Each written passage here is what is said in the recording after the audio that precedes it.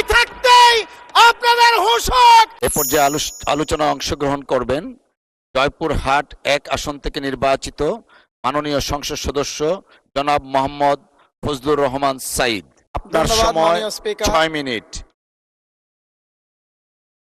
শুরুতে শুকরিয়া আদায় করছি আল্লাহ রাব্বুল আলামিনের দরবারে এবং সালাম বিশ্বনবী মুহাম্মদ রাসূলুল্লাহ সাল্লাল্লাহু আলাইহি সাল্লামের প্রতি কৃতজ্ঞতা প্রকাশ করছি আমার জয়পুরহাট সদর এবং পাঁচবিবি আসনের ভোটার ভাই বোনদের প্রতি যারা মূল্যবান ভোট দিয়ে আমাকে নির্বাচিত করে সংসদে পাঠিয়েছেন।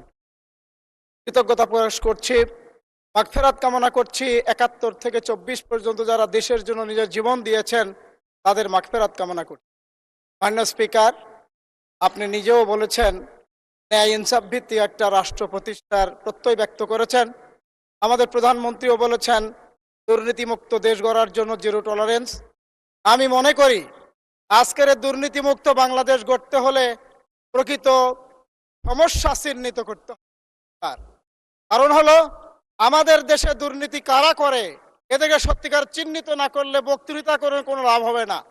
মাননীয় স্পিকার, সত্যিকারে আজকে বাংলাদেশে যারা দখলদারিত্ব করছে, যারা অবৈধ চাঁদাবাজি করছে, এটা বন্ধ করতে না পারলে দুর্নীতিমুক্ত বাংলাদেশ গড়া আদৌ কোনোদিন সম্ভব হবে না। মাননীয় স্পিকার, আমাদের আমিরে জামাত বক্তৃতায় বলেছিলেন আমার একজন সমর্থক যদি চাঁদাবাজি করে তাহলে আমরা তার বিচার করব। আমিও এলাকায় বলেছি আমার একজন সমর্থক দুর্নীতি চাঁদাবাজে জড়িত হয়, পুলিশকে ধরতে হবে না, আমরা নিজেরা ধরে তাকে পুলিশের হাতে তুলে দিব।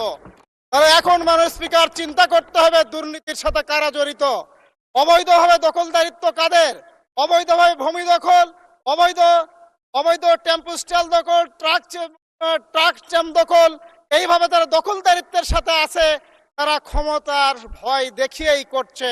এই জন্য যদি আমরা দুর্নীতিমুক্ত করতে চাই তাহলে আমাদেরকে এই দখলদারিত্বের জায়গা থেকে তাদেরকে চিহ্নিত করে প্রয়োজনীয় ব্যবস্থা গ্রহণ করতে যদি পারি, অবৈধ চাঁদা যদি বন্ধ করতে পারি।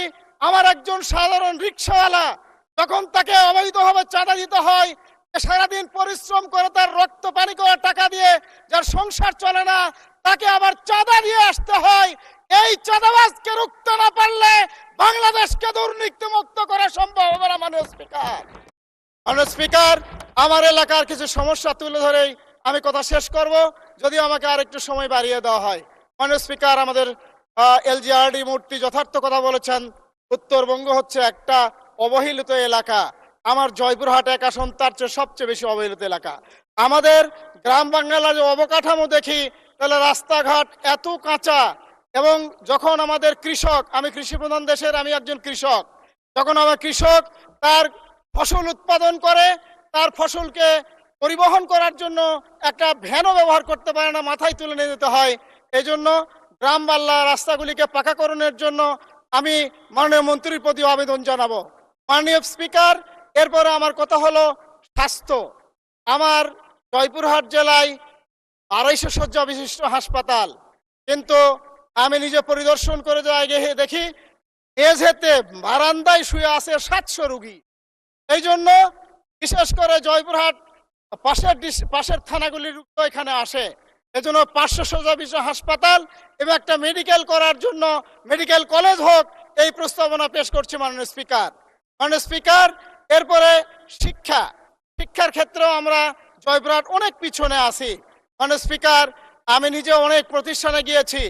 আমি এবারের একটা তালিকা দেখলাম বিগত সরকারের সময়ে, এই প্রতিষ্ঠানগুলি বারবার বিল্ডিং পেয়েছে, সেগুলিতে আবার ভবন নির্মাণ করা হচ্ছে, অথচ প্রতিষ্ঠান গড়ার শুরু থেকে আজ পর্যন্ত একটা বিল্ডিংও পায়নি। এরকম অসংখ্য প্রতিষ্ঠান আছে। গত কয়েকদিন আগে আমার এলাকার একটা প্রতিষ্ঠানে কারেন্ট শর্ট লেগে মানে বিল্ডিংটা পুড়ে গেছে। তারা আবেদন করেছে আমাকে অন্তত প্রতিষ্ঠানে ছাত্রদের পড়ানোর মতো সুযোগ করে দেন। মাননীয় স্পিকার, এরকম অনেক প্রতিষ্ঠানে আমরা অগ্রাধিকার ভিত্তিতে যদি গড়ে দিতে পারি তাহলে ছাত্রদের সুবিধা হবে।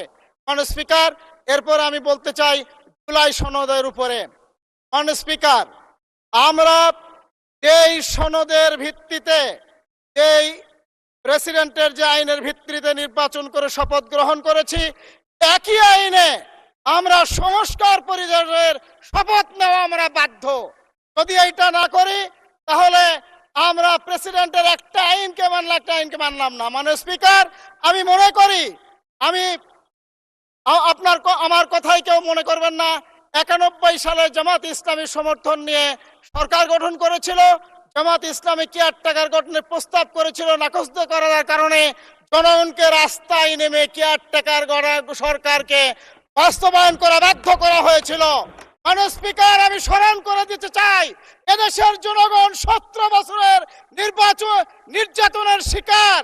আর যেন জনগণকে রাস্তায় নামে কোনো দাবি আদায় করতে না হয়। মানে স্পিকার, সময় থাকতেই আপনাদের হুঁশ হোক, জুলাই সনদের সংস্কার পরিষদের শপথ গ্রহণ করেন, জুলাই সনদ বাস্তবায়ন করেন। জনগণ রাস্তায় নামলে এদেশের জনগণ জীবন দিতে পারে, কোনদিন তারা পিছনে হাঁটেনি। আগামী দিনেও এই জুলাই সনদ বাস্তবায়নের জন্য জনগণকে রাস্তায় যেন নামতে হয়। স্পিকার, এই অনুরোধ করেই আমি আমার কথা শেষ করলাম। আল্লাহ হাফেজ।